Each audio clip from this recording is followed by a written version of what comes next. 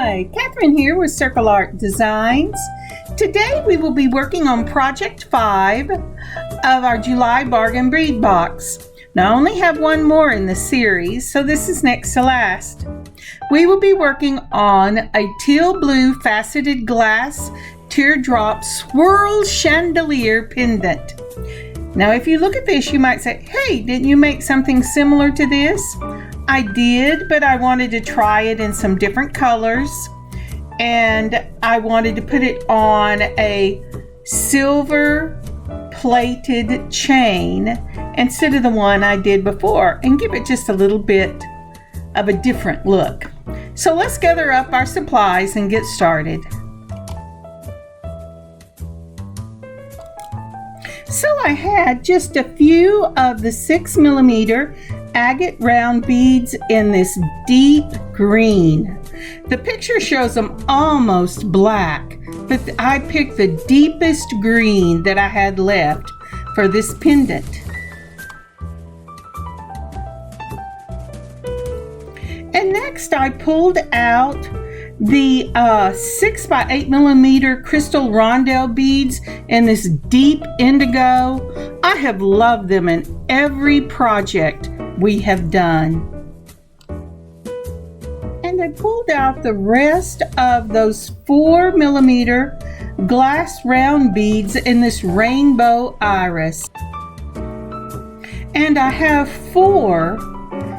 I have 3 left of those swirl chandelier findings. I'm going to use one in this project, and then I have another one in just a glimpse of the matching earrings.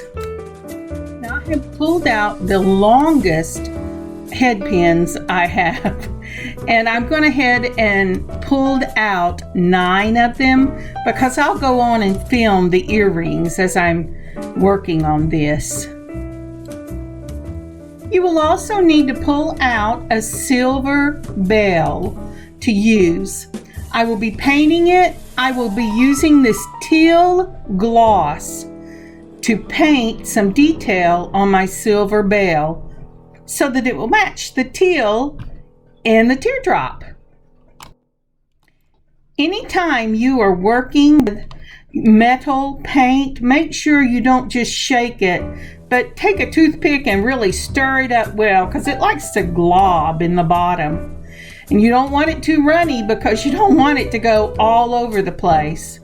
Now once you have got it stirred up, and boy, I am stirring the dickens out of this thing, you can use a paintbrush or the tip of your toothpick to paint your detail. Here's my bell. I'm going to go ahead and use a small detail paintbrush. My paint is wash up by water. So once I get this loaded, there's a little teardrop in the center on both sides of this bell, and I want it to match that teardrop we're going to put on the pendant. So I will very carefully color that little teardrop in. I'll give it a second to begin to set. Then I will turn it over and I will do the other side. Now make sure you wash your brush immediately. So, using the Loctite super glue that I like, I put a little bit around that round circle. I'm having trouble having a reaction to this glue, so I am going to use my tweezers, I forgot what they're called, to pick up this teardrop, and it's giving me a little bit of trouble because my hand has decided to have an issue at the moment. But once I get it picked up, I'm going to put it in right in the center. Now, the nice thing about this is that this super glue does not dry immediately, even though it is quick drying. So I will be able to maneuver the point around so that the point is lining up with the point of the chandelier. And then I will put some of the plastic cots on my fingertips so I can hold this without getting that super glue all over me and everything else, and hold it down for just a minute so that it will set. Now, isn't that teal just beautiful? The last time I did this piece, I used one of these glass faceted teardrops in green, but I turned it the other way. I think I like this way just as well as the one, or maybe even better, as the one I did previously. I think whether it's green or teal or whatever color you use in this teardrop chandelier, you will love the results. Okay, sorry, I have to take a moment with the light and play with the flash in this teal teardrop. It's just beautiful. Okay, now on to our dangles. These are matching teal drops that I had in my own stash. And I just love that they match that teardrop crystal we put on there. We're going to start out with one of the 4mm rainbows. And then we're going to put on that drop. Isn't that a pretty color? Yes, I really love this color. And then we're going, I decided I would show you how it matched, but it really is lovely. Okay, let's go ahead and move on. So again, we're going to put on another of the rainbow 4mm beads, and then one of these indigo rondelles. They are just gorgeous. Another of your rainbow 4mm rounds, and then we're going to put on one of that dark green dyed agate. Look at the colors in that piece. They are just lovely. Another rainbow, and then this one will be ready for us to turn. Now you can turn these on your own, or you can use a looper. It really depends on how much wire you have left on the end of your dangle for this chandelier. So let's try putting this together again, and then I'll show you how I did my turns. So we're going to put on the rainbow, then we're going to put on one of those beautiful drops, then another rainbow, and one of the indigo rondelles, and then another rainbow.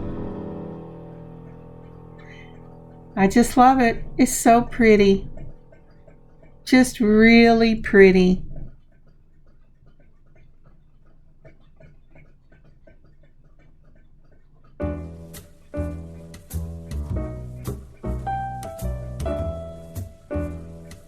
Then your green agate.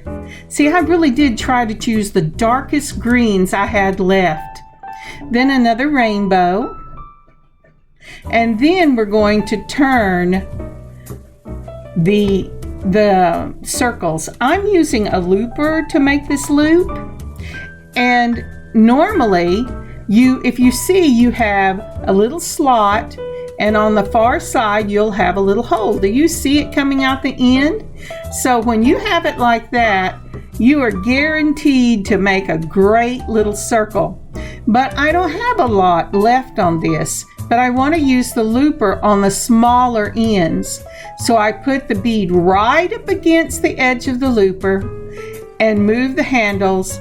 It clips the wire and then makes a nice little loop on the end of this head pin. With all things, you're still going to have to straighten it up a little bit and then go ahead and close your loop.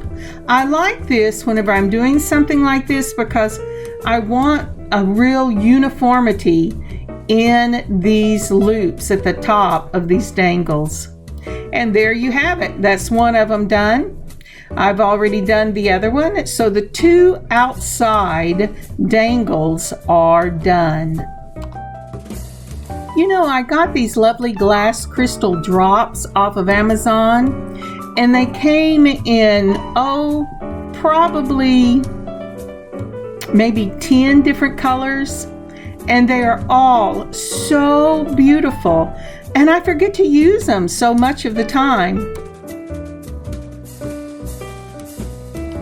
So now we're going to go ahead and do the middle one. I want this to have a staggered look about it with the beads. So I'm starting with your rainbow and then your drop, your teal drop. And then I'm going to put on another rainbow. I'm having a moment of indecision here. So your next rainbow, and then your indigo rondelle. Boy, that has a deep blue flash to it. And then this time we're going to put on one rainbow 4mm and then another rainbow 4mm. This will allow those last two beads to sit lower in the dangle because I like a V shape to my dangles. Then we're going to use another of your dark green agates. Now I'm going to look at this in just a moment and I'm going to go, whoops, that's a bad one. Do I really want to keep that one on? Nope, don't want to keep that one on. So I pulled another one of the greens. I had just not seen that it didn't die on the other side. There's nothing wrong with the bead. And then we're going to go ahead and put on another one of the 4mm. And now do you see I have just the teeniest little tip on here. So this time I'm going to turn my loop by hand. Now for this you're going to need your straight nose pliers. Catch it with, first you're going to bend it, First you want to bend it, and you want to bend it at a 90-degree angle. And then you're going to catch the very tip with your straight nose pliers and start to turn. You know, some people can do this turn in one little thing and it looks beautiful, but that has never been me. So I'm turning the little loop till it touches the wire. And then I'm going to make sure that it's sitting right over the bead. And oh, it is, but the first thing I have to do is I just cannot get that thing to close. So I went to my chain nose pliers to go ahead and make it close. It is sitting right over the bead. And so I'm going to lay these out right here. And if you'll notice, it makes this pretty little V. It makes a V at the rondelle, and then it makes a V at the drop, and I really like that. I try to use small beads at the top whenever I'm doing this, because if you don't give them enough space, although the chandeliers give you space just automatically, but if you were putting this on something else, if they don't space it out for you, you really need to put the smaller beads at the top so they don't bang each other, and then build to the largest ones at the bottom. And now I am going to use my round silver jump rings. Now I went to all the trouble after this was over with because I'm learning a new technique, and I realized that the jump rings I am using are 4mm. So I'm going to take these little 4mm jump rings, and we're going to use those to attach the dangles. Now when you attach the dangles with these jump rings, some people can do it with just your finger and a plier, but that's not me. And I've never learned to use the ring either, but holding it between two pliers with a slit at the top, I just twist one wrist to open it. Then I'm going to put on my dangle, and then I'm going to put on my chandelier. Then doing the same thing, I'm sorry, my fingers have fallen off. There we go. Go ahead and twist back towards yourself, and that will close your jump ring. And really make sure those jump rings are closed because they're so tiny, they're easy to overlook. Again, we're going to take it between two pliers, twist one wrist, put on the dangle, and then put the center one on. Then close up your dangle the same way, twisting it back and making sure it really closes. And then we're ready for the last one. Now, isn't that cute? I just love it. Again, between two pliers, come on, twist it. Sorry. Then put on your dangle first, have consistency be your friend, and then your chandelier, and then twist it to close it back. And see, you just take hold of it and twist the one wrist until it closes, and it is really closed. Now, isn't that lovely? I hope I move it closer into picture. Oh, yes, I did. Praise God. And there you go. Isn't that green and indigo and teal beautiful together? Oh, it makes me feel like I'm in some exotic place when I look at this. It's just lovely. So the next thing I'm going to do is I'm going to add the bell. I've given this bell plenty of time to dry, and once that paint dries, it should become a part of this piece. And I'm going to use this beautiful silver plated necklace. I got a whole bunch of these off of Amazon. It says it's sterling silver, but I always say silver plated because I'd rather be wrong and it be beautiful than right. Tell somebody it's silver and it's not. So, according to Amazon, it's sterling silver. I'm saying it's sterling silver plated. Okay, so for this part, I'm going to use my oval jump rings. I'm going to use my 6mm oval jump ring, one up from the 4mm round. Excuse me. So, using an oval jump ring, I'm going to twist it between 2 pliers, just like the round jump rings. I'm going to decide which side of this bell I like best. And then I'm going to add it to the jump ring, and then my chandelier pendant. Let's see here. Oh, yes, I needed a little more, didn't quite open it wide enough. So let's try this again. Alrighty, now the way I put this on, it will be the opposite side that is the front from the one you are looking at. If I had wanted it to be the other way around, I would have had to turn it.